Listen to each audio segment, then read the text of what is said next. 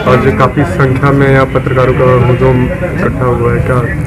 देखिए, ये हुजूम आजमगढ़ में ही नहीं, इस तरह का जो प्रताड़ना से जो प्रताड़ित हैं पत्रकार, जगह जगह पे इस तरह धरना हो रहा है। लेकिन मौजूदा सरकार के जो कर्मचारी हैं, बड़े हों छोटे हों, लेकिन पत्रकारों की इज्जत करना भूल गए। अब लगातार सुनने में आ रहा है, आए दिन आ रहा है कि पत्रकार के ऊपर FIR हो गया, पत्रकार के ऊपर ये कार्रवाई हो गई, पत्रकार के ऊपर SC ST लग गया, तमाम तरह की कार्रवाई हो रही है। इसका सबसे बड़ा कारण हम लोग खुद हैं। मैं मानता हूँ चाटुकार और पत्रकार में बड़ा फर्क होता है। जो लोग चाटुकार हैं वो तो बचे हुए हैं, और जो पत्रकार हैं उन्हीं के ऊपर मुकदमा हो रहा है। हकीकत यही है कि आज के डेट में जो बड़े चैनल हैं उनके पत्रकारों के ऊपर कोई मुकदमा नहीं देखेंगे आप। सोशल मीडिया या छोटे चैनल जो भी लोग चलाते हैं या अपने अखबार चलाते हैं, उनके ऊपर लगातार मुकदमे की जो कार्रवाई है वो हो रही है। तो इस तरह से प्रताड़ित करके जो प्रशासन है, जिला प्रशासन है, आजमगढ़ ही नहीं हर प्रशासन ये चाहता है कि इन लोगों को दबा दिया जाए, FIR करके बाकी लोगों को डरा दिया जाए। क्यों? ऐसा सबसे बड़ा कारण ये है कि जो पत्रकार है उसको देखिए, बेसिक जानकारी ये है कि उसको अपने पद की या अपने कार्य की जानकारी नहीं है ज़्यादातर लोगों को, कि कहाँ हमको क्या करना चाहिए। दूसरी चीज़ ये है कि जो चाटुकारिता है, चाटुकारिता अगर करेंगे, एक समय था कि पत्रकारों के नाम से प्रशासन डरता था। कार्यालय में जाते थे तो अधिकारी कुर्सी छोड़ के खड़ा होता था। आज एक लेखपाल के सामने पत्रकार जाके भैया भैया करता है, लेकिन लेखपाल जैसा जिसकी औकात कुछ नहीं है वो भी नहीं कुछ समझता है उसको। तो उसका सबसे बड़ा कारण हम लोग हैं। हम लोग को एकजुट होना पड़ेगा और अपनी कलम की ताकत को दिखाना पड़ेगा सबसे पहले। तो क्या इसी के लिए आज यहाँ पे एकत्रित हुए आप लोग? ये हम लोगों का धरना है हमारे पत्रकार साथी के साथ, उनकी औरत के साथ। दुर्भाग्य की बात है कि उनकी औरत के साथ इस तरह का कुकर्म रानीसराय प्रशासन ने किया और अभी तक कोई कार्रवाई नहीं। उल्टा कुछ विपक्ष के पार्टी के दबाव में आकर वहाँ मुकदमा लिख दिया गया और उसके बाद यहाँ के पुलिस अधीक्षक से बार बार मिला गया, बार बार वहाँ पे एप्लीकेशन दिया गया, लेकिन कोई कार्रवाई नहीं हुई।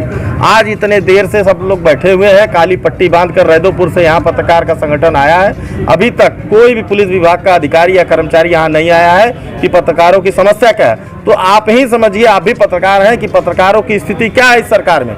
योगी आदित्यनाथ कहते हैं कि पत्रकार के ऊपर जो कार्रवाई करेगा या गलत कार्रवाई करेगा उसके ऊपर कार्रवाई हुई। एक कार्रवाई बता दे कोई पूरे उत्तर प्रदेश में।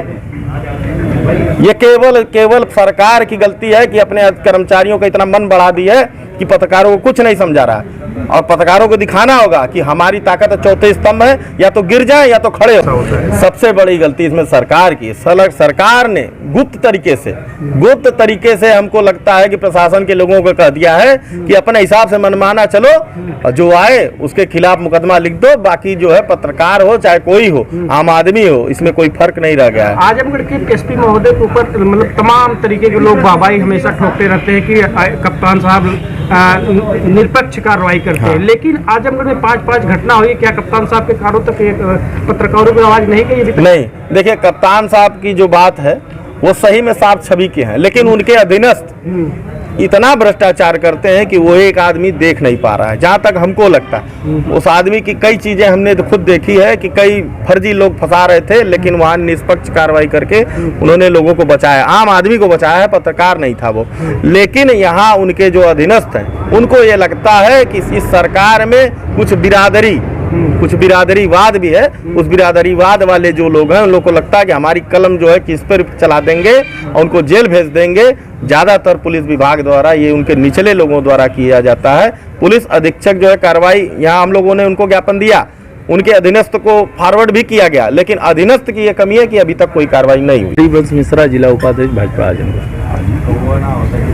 आप ही की सरकार है उसके बावजूद भी पत्रकार इतने काफ़ी संख्या में यहाँ धरने पर बैठे हुए हैं, क्या वजह है? देखिए, मुझे जानकारी मिली है कि पत्रकार संगठन यहाँ पे धरने पे बैठा है, तो मुझे आमंत्रण नहीं दिया गया था, लेकिन सब मेरे भाई हैं और सभी लोगों ने, जब मैंने ये देखा है कि सारे लोग बैठे, तो मैंने पूछा क्या बात है, तो संज्ञान में आया है कि कुछ मुकदमे पत्रकार बंधु के ऊपर हुए हैं जो दुर्भाग्यपूर्ण है। तो जबकि एक स्पष्ट रूप से पत्रकार जा कर के एक निष्पक्ष रूप से काम करते हैं, चाहे वो शासन के पक्ष में हो या सरकार के पक्ष में हो, लेकिन जो सही हो सही दिखाने का काम करते हैं। इसके बाद अगर इन लोगों पे मुकदमा दर्ज है तो मैं इसको कहीं न कहीं यहाँ के प्रशासन क्या लापरवाही मानता हूँ। और जो आप लोगों ने उस पत्र में लिखा है कि इसकी सूचना एलआईओ को दी गई है, लेकिन मैं भी जानता हूँ कि यहाँ का एलआईओ का इंस्पेक्टर गैर जिम्मेदार है। अगर कोई सूचना आप देंगे तो माननीय कप्तान महोदय के यहाँ तक पहुँचता नहीं है। कप्तान महोदय अच्छे आदमी हैं। मैं तो आप लोगों से एक बार एक आग्रह करना चाहता हूँ कि एक बार उनसे मिलें और मिल के अपनी बात कहें, और जो हमको मिलेगा, अपनी पत्रक हमको मिलेगा, यहाँ के लोग कहें, उस पत्रक को लेके मैं स्वयं मिलूँगा कि इस तरीके से अगर पत्रकारों के साथ दुर्व्यवहार या मुकदमा पंजीकृत हो जा तो कौन किसकी आवाज़ सुनेगा और कौन किसकी आवाज़ बनेगा, ये दुर्भाग्यपूर्ण है।